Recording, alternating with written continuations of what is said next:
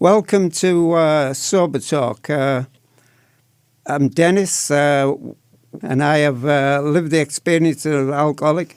If you know of anyone is struggling with alcohol, please call Alcoholics Anonymous on 1300 222222, or check out the website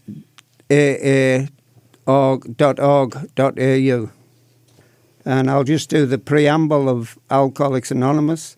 Alcoholics Anonymous is a fellowship of men and women who share their experience, strength and hope with each other, that they may solve their common problems and help others to recover from alcoholism. The only requirement for membership is a desire to stop drinking. We are no dues or fees for a membership. We are self-supporting through our own contributions. AA is not allied with any sect, denomination, politics or organisation. Does not wish to engage in any controversy, neither endorses or opposes any causes. Our primary purpose is to stay sober and help other alcoholics achieve sobriety. Hi, my name's Heather. I'm an alcoholic, and I've been asked to share my story today. I always find it a little bit difficult about my story because I guess I have two parts. I have the part, when I first was introduced to Alcoholics Anonymous. I was in my early 30s, and I'd moved to Cairns to start a new relationship, and had a breakdown, and through that breakdown ended up in a psych ward, and it was suggested that I get some support, and so I was reading a book at the time, Women Who Love Too Much, and at the back of the book it suggested another fellowship, and so I went along, and there was a girl there, and she suggested that I come with her to an AA meeting, and to be honest, I think I went thinking that I could help my partner at the time, and anyway, I went to this meeting, and there were three young girls there who shared their story, and basically their story was, what happened when they drank. And I identified with some of that stuff and thought, if they're alcoholic, maybe I am too. And so for me at that time, I think I had a suspicion, but at some point an AA member came up to me and said, are you sure you're alcoholic? Because I've never heard your story. And it wasn't until I relapsed and I went back out that and came back in that I was able to say to him, the reason I never remembered my story was because most of the time I would black out and people would tell me what I did, and I could not believe. I thought they were lying because that wasn't who I thought I was. I thought I was this nice girl that didn't do the things I did when I drank. And so, my guilt and shame was that I would just completely go into denial and didn't want to believe that was the truth. And but one of the things that happened when I did relapse and I picked up the drink was that they talk about in AA that experience that ease and comfort. And for me, being sober, especially the first time, was like doing time. I felt like I was trying to be something that it was impossible to be. I was trying not to drink, but for me, part of drinking or alcoholism is having an obsession. So although I was trying not to drink, I was obsessed in my mind with thinking that maybe one day I could. And so when I finally picked up a drink, I experienced, that relief that came from alcohol. And went on for nearly another 9 years, and most of that second time around was I would control it, which was exhausting. I was trying to control drinking, and by this time I moved from Cairns to Townsville with 3 young children, and then eventually my kids were growing up, and I didn't know, for me, part of drinking was because I didn't know how to deal with myself as a parent, because I wanted to be this parent that, got up and took her kids to school and made the lunches and was the good mother. But most of the time I found it exhausting. I didn't, I didn't want to be looking after my kids. I didn't want to be being, like the idea of being, say, a housewife or something. Just I didn't want to be it. I just wanted to be someone that could go out and party and have a good time. And so I resented, I guess what was my idea of normality. And so, like I said, I eventually picked up a drink. By this time, my kids were older, and some of my kids ended up, that they were starting to do those things themselves. And at some point, I moved back to Adelaide because, actually, one of my kids had come back to Adelaide, and so I thought I'd come back to Adelaide and catch up with her, and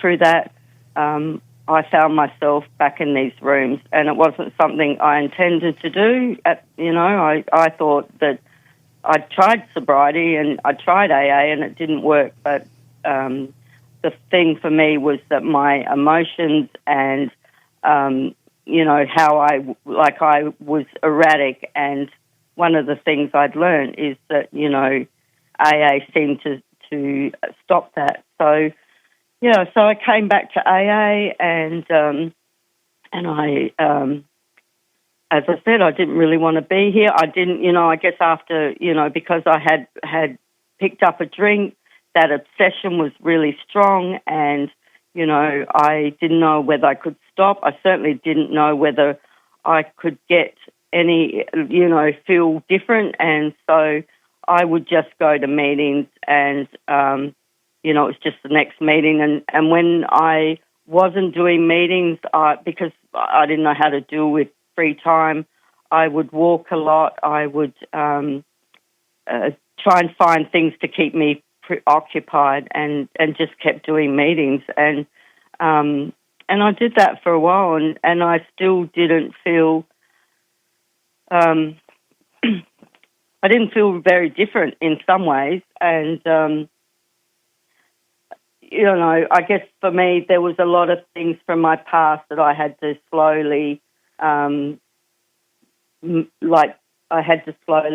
sort out. And, the problem with drinking is that, because I'm drinking and I'm behaving in ways that I don't want to be behaving, I believe that those things kind of become emotional things that I've got to, at some point go back and revisit and deal with. And so that took me a long time. And, so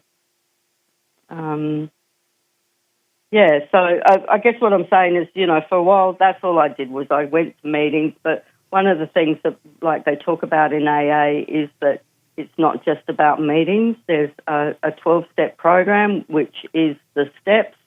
And, for me, the steps seem to be like I never really understood them, and definitely one of the problems with the steps is that they talked about God, and because of my childhood and the things that had happened in the past, the thought of God just was like I didn't want a bar of it, and I thought that it was somehow I thought, even though they said it wasn't a religious program, I thought deep down that possibly it was. And so I had a lot of problems with that. But at about 13 years, where I hadn't picked up a drink, but I still had that obsession. I was still, constantly thinking, I still think about drinking and thinking that it was never going to be any different. I got to a place where I believed that I completely got to that jumping off point where I had to do something different, and some things happened at that time.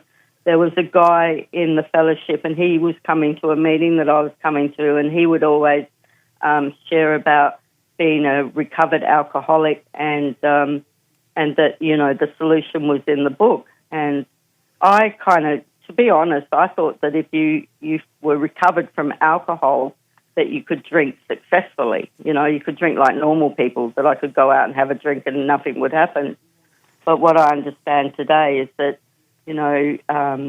we talk about alcoholism as a seemingly hopeless condition of mind, body, and spirit. And I certainly was in that place. And And so, yeah, for me, the steps became the solution where I was able to admit that, you know, I can't do this on my own because I guess, because of where I'd come from, I had a lot of resentments or a lot of, you know, ideas about being dependent on anybody. I thought that dependence meant that I was needy and I was weak, and those were all the things I thought about myself, and I thought they were a bad thing, and I didn't want to be like that. I wanted to be a really, you know, like, I suppose growing up in the 80s, 90s, it was all about women's lib and being a strong, independent woman that doesn't need anybody. And so to reconcile that and learn for me to become dependent on God, which is what I believe today, is that just seemed completely, I sort of say it almost like, it felt like someone kicking me in the guts and me coming out fighting, because I found that just, I can't think of the word, but, you know, I was repulsed by it. And today that's different. Like, I don't see AA as religious. I just see that as, you know, that I don't have to do this stuff on my own, that I have something that looks after me and takes care of me, and my life today is so different, you know, like the things that I've gone through in recovery have at times been scary. I mean, I've had kids in active addiction, and I've had to, you know, let go of them, like let go of trying to make them different or want them to be different. And yet, you know, today my kids are all doing really well, and they've been able to turn their lives around through not much help from me in the past. I mean, I help them today, but, you know, at times it's just been able to trust in something that, again, I don't actually understand, but it gives me comfort. I was a person that did not like, I did not like who I was. You know, like I grew up always fantasizing about being somebody different, you know, like if only I was rich, or if only I was better looking, or, you know, a different weight, or, you know, which today I understand as those were all the external things that I thought that if those things were different, then I would be happy. And today I understand that happiness is just a byproduct of being okay with who I am. And you know, I'm okay with who I am today. I don't need things to be different, you know. And I mean, I'm not rich, and I'm okay. But because my richness is not about finances, it's about, you know, the love of my grandchildren, living in a country that is relatively safe, and I feel safe. You know, having really good friends that. That call me out of the blue. I've been able to travel all around Australia at times. I mean, I've travelled up the middle of Australia on my own with nobody. And, you know, those things, especially when I was drinking, would have terrified me. And I was travelling up one year, and, you know, like things happen, you know, but I'm always like someone will help me out, or, you know, like I never feel like I'm left stranded. And, you know, I mean, I was the person that was always, like I said, wanting things to be different. And today, yeah, definitely my life is full of gratitude, you know. I'm grateful that my kids are clean today. I'm grateful I don't have to worry about my kids. I'm certainly grateful that I have, you know, these beautiful grandchildren that just love me unconditionally. And,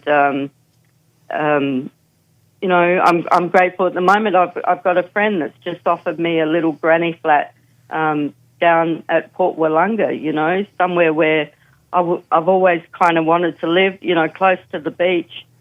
So as I said, I'm always taken care of. I've always find that, you know, sometimes there's a member, you know, passed away, but he always said that for him a good thought's a prayer. And sometimes I find that, you know, like I find that I might think something, just it might be something that I can keep kind of putting out there, and all of a sudden it happens, and I think, wow, how did that happen? And for me, that's my higher power. That's God, so for me, that's how I give my thanks. That's what works for me. Might not work for anybody else, but and I think that's the thing for me, has been finding out what works for me. I mean, there's a lot of people that, I don't think that AA has to be for everybody. I mean, some people find they can change their life in religion, in therapy. It's what works for the individual. And for me, this is what's worked. And so, part of my gratitude, it definitely is towards AA and the founding members, that, a couple of guys that who definitely struggled to get sober, and even their story is one of just, being in the right place at the right time, and through, and one of the guys, basically, the reason he helped the other guy was because he just didn't want to drink. And so the only way he could not drink that day was to go and help someone else. And that's part of our philosophy, is to, give back what has been given to us, and that's why I'm doing what I'm doing today. I mean, it's out of my comfort zone. It's not something that I feel like I can, I'm not, anybody that finds this stuff easy to talk about, or you're, especially, to get on the radio and do it. But, but I feel like, whatever I can do, if that helps someone else out there, my one of the things we have in AA is sponsors. And my very first sponsor, years ago, said to me, if I can help one person, my life has not been in vain. And I always think, well, she helped me. So, that's what it's all about, is passing it on. I guess my role today is just to be one of many. I mean, AA is not about, we don't sort of, well, I don't. It's not like you move up sort of through the ranks or anything. But like I said, part of my role today, I mean, when I first got sober, going to AA was about not drinking. I did not want to drink. I was scared that I might, and so I would go because I needed that. Today, part of my role in AA is to help the newcomer, is to show that this program works, to show that, you can get sober. It's to show that no matter what happens, people die, kids pick up, bad things happen to good people, and so there's a lot of things that can happen that a lot of people feel they can't cope with those situations. So I guess part of my role is to say that, you can stay sober even though, some terrible things can happen. I support other women, I've been through relationship breakups. Like I've said, I've travelled a lot, so I can support people to take risks and try different things. And, so I guess that's part of my role. Part of it was when I was living in Cairns, and my first, when I first got sober the first time, and my kids were really little, Cairns being so transit, there were a lot of people going backwards and forwards or moving all over Australia, really. And I always thought, wouldn't it be good to be able to drive from Cairns back to Adelaide and see my family? But the idea just petrified me. And so, later down the track, one of the good things about AA is we have tag-alongs. So basically there are a lot of people that during the year will meet up at different places, and we go, we'll travel around for a few months. We'll pull up at night. We'll do meetings around campfires, and some of those tag-alongs will go to towns where AA is there isn't any AA, and do public relations. So we'll have a public meeting where we invite, whoever is interested in coming along and sort of spreading the word that way. And I was doing a few of those, and that's one of the ways that Dennis and I became friends, was that, one of the times I was travelling back and I was really scared to come back on my own, and he just happened to be having to come back as well, and he followed me all the way back to Adelaide, which I was, that for me was kind of almost unheard of, that someone cared enough to, just make sure you got home safely. And so then, the next time I was determined to, I travelled with other members, but when I got to Cairns, I decided to drive from Cairns back to Adelaide on my own just to see if I could do it, which I did. And then the next year, I was meeting up with friends, but some stuff happened, and in the end I just decided I'm going on my own. So I drove basically from Adelaide up the Gut to Lightning Ridge, and then I had to meet my daughter in Cairns, so I drove from Lightning Ridge up to Cairns, which through the middle. And I was just doing it, because I had to do it, sort of thing. I wasn't really thinking about whether it was safe or whatever, but, because once I got to Cairns, I was like, oh, I did that. Mm-hmm. But the problem is I would do it all the time, but I got 3 kids here who have decided that they want mum here, and my grandkids don't like me going too far. So at the moment I'm having to sit still. And like I said, I've sort of been just moving from kids' house to kids' house, supporting them, but I've just had this opportunity to get this new place and be on my own. So I'm going to try that for a little while. So we'll see how we go. You've obviously got lots of stories on your travels, and a bit like you, Alcoholics Anonymous gives you a life beyond your wildest dreams, and some of the things that happened to us and some of the coincidences are just unbelievable. But none of it would have happened, of course, if we hadn't become members of Alcoholics Anonymous.